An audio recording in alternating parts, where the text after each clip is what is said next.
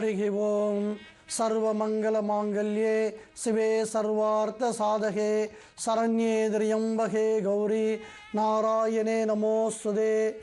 இந்த ஒளிமயமான எதிர்காலம் நிகழ்ச்சியில் இந்த வாரம் வாஸ்து நாளை பற்றியும் திந்தீரிணி கௌரி விரதத்தை பற்றியும் விரிவாக காணலாம். வரக்கூடிய 24/11/2011 வியாழக்கிழமை அமாவாசை அன்னைக்கு காலையில் 10:54 மணி முதல் 11:30 மணி வரை வாஸ்து நாழிகைன்னு ஒன்று இருக்குது. இந்த வாஸ்து நாழிகையில் எப்பேற்பட்ட இடைஞ்சல்கள், வீடு கட்டுறதுக்கு ஆரம்பிக்கும் போது பலவிதமான தொந்தரவில் இருக்கிறவங்க, லோன் அப்ளை பண்ணி சரியாக கிடைக்காதவங்க, 7 நாட்டு சனி, அர்த்தாஷ்டம சனி, அஷ்டக சனி, ஜென்மகுரு, விரயகுரு, இப்பேற்பட்டவங்கெல்லாம் கூட தனக்கு ஒரு சொந்த வீடு வேணும்னு விரும்பினாங்கன்னா நான் சொன்ன வர வியாழக்கிழமை அன்னைக்கு காலையில் 10:54 11:30 மணிக்குள்ளாக மனையடிகோலம், அதாவது வாஸ்து பூஜை போட்டு வீடு கட்ட ஆரம்பித்தாங்கன்னா அது ஸ்திர சொத்தாக மாறும். இது வாஸ்து நாள் வர வியாழக்கிழமை அன்னைக்கு அமாவாசை அன்னைக்கு வருது. இந்த வாரம் விரதங்களில் திந்தீரிணி கௌரி விரதம்ன்றதை பற்றி விரிவாக காணலாம்.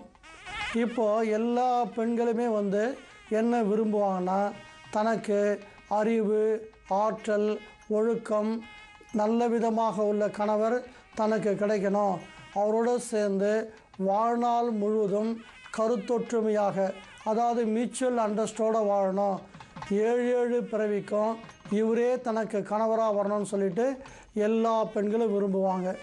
இந்த சூழ்நிலையில் நம்மளுக்கு எடுத்துக்காட்டாக சீதை ராமர், ராதா கிருஷ்ணன், சிவன் பார்வதி, இந்த மாதிரி தெய்வங்கள்லாம் வாழ்ந்து காமிச்சிருப்பாங்க. இதில் ஒரு முக்கியத்துவம் என்னென்னா, மீதி கடவுளோட சிவன் ஒரு படி மேலே போய் தன்னுடைய உடலில் ஒரு பகுதியே பார்வதிக்கு கொடுத்து பெருமைப்படுத்தியதாக ஐதீகம். அதனால்தான் இந்த பார்வதி தேவியை நோக்கி இருக்கிற விரதங்களுக்கு மதிப்பு அதிகம். ஒரு சமயம் தட்சன் அவர் பார்வதி தேவியினுடைய அப்பா, அவர் ஒரு யாகம் நடத்துவார். அந்த யாகத்தில் தன்னுடைய மருமக பிள்ளையான சிவனுக்கு உரிய அங்கீகாரம் கொடுக்க மாட்டார். அங்கீகாரம் கொடுக்கலனால பரவாயில்ல, அவரை பற்றி ரொம்ப கேவலமாக மற்ற முடிவுகளெலாம் பேசிடுவாங்க. இதை கேள்விப்பட்ட பார்வதி சிவன் கையில் இதை நான் போய் சரி பண்ணுறேன்னு சொல்லுவாங்க. அப்போ சிவன் இதெல்லாம் உன்னால் ஆகாது, உங்கள் அப்பனுக்கு அறிவு அதிகம், அதை விட ஆணவம் அதிகம், நீ போய் அவமானப்படுவேன்னு சொல்லுவார். அதெல்லாம் கூட பொருட்படுத்தாமல் பார்வதி அவங்க அப்பா கையில் போயிட்டு தனக்கு உண்டான உரிமையை கேட்கும்போது அவர் சிவனை பற்றி கேவலமாக பேசி நீ பாட்டி கிளம்பி போன்னு சொல்லிடுவார். இதனால் அவமானம் அடைஞ்ச பார்வதி சிவன் கையில் வரும்போது சிவனும் திருப்பி திட்டி அனுப்பிச்சிடுவார். இதனால் மனம் வந்த பார்வதி ஒரு அக்னியை உருவாக்கி அதில் அக்னி பிரவேசம் செய்து உயிரை மாய்ச்சிக்குவாங்க.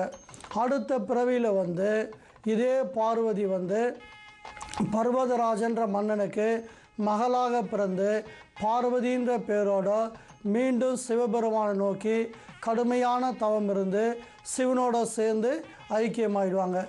இந்த நிலையில் சிவபெருமான் பார்வதியினுடைய கருப்பான நிறத்தை பார்த்து கிண்டலாக காளின்னு கூப்பிடுவார். இதனால் பார்வதிக்கு ரொம்ப அவமானங்கள் ஏற்பட்டு தனக்கு பொன்னிறமான மேனி வேணும்னு சொல்லிட்டு பூலோகத்தில் கடுமையான தவம் செய்வாங்க. கடுமையான தவம் செய்ததன் பயனாக சிவன் இவருக்கு பொன்னிறமான மேனியை கொடுப்பார். இந்த பொன்னிறத்துக்கு கௌரம்னு பேர். இதனால தான் பார்வதி கௌரின்னு பெயர் மாற்றம் அடைஞ்சிடுவாங்க. இப்பேற்பட்ட தகுதி வாய்ந்த பார்வதி ஈஸ்வரனுடைய சரி பகுதியை பெற்றதால் இருக்கிற விரதங்கள்லேயே கௌரி விரதத்துக்கு மகத்துவம் அதிகம். இந்த கௌரி விரதங்கள் பல்வேறு வகையான கௌரி விரதங்கள் இருக்குது. அது மொத்தம் 21 வகையான கௌரி விரதங்களாக சொல்லுவாங்க.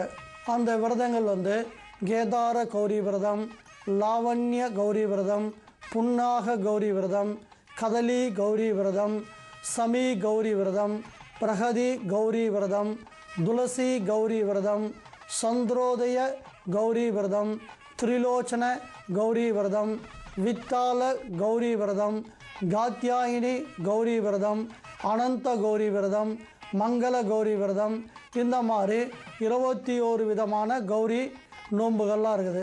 இப்போ வரக்கூடிய வாரத்தில் இந்த கௌரி விரதத்தை, திந்திரிணி கௌரி விரதத்தை எல்லாரும் கடைபிடித்து தங்கள் வாழ்க்கையில் ஒரு நல்ல கணவனை பெறுவதற்கும், கணவனை அடைஞ்சவங்க கணவன் கூட அந்யோன்யமாக வாழறதுக்கும் அன்றைய தினம் காலையில் எழுந்து காலை பொழுது மொத்தம் உபவாசம் இருந்து சாயந்தரமாக குடும்பத்தோடு ஏதாவது சிவ ஆலயங்களுக்கோ அம்மன் கோயில்களுக்கோ போயிட்டு குடும்பத்தாருடைய பெயரில் அர்ச்சனைகள் செய்து கொண்டு வந்தால் அவங்க குடும்பத்தில் இருக்கிற பிரச்சனைகளெல்லாம் நிச்சயமாக தீரும் என்பது ஐதீகம். எல்லாம் வல்ல இறைவனின் திருவருளால் குடும்பம் சுபிட்சமாக இருக்கணும்னு வேண்டி பிரார்த்திக்கின்றோம். நன்றி, வணக்கம். ஆற்காடு ஜோதிடர் டாக்டர் ஆசேனா சோமசேகரன்.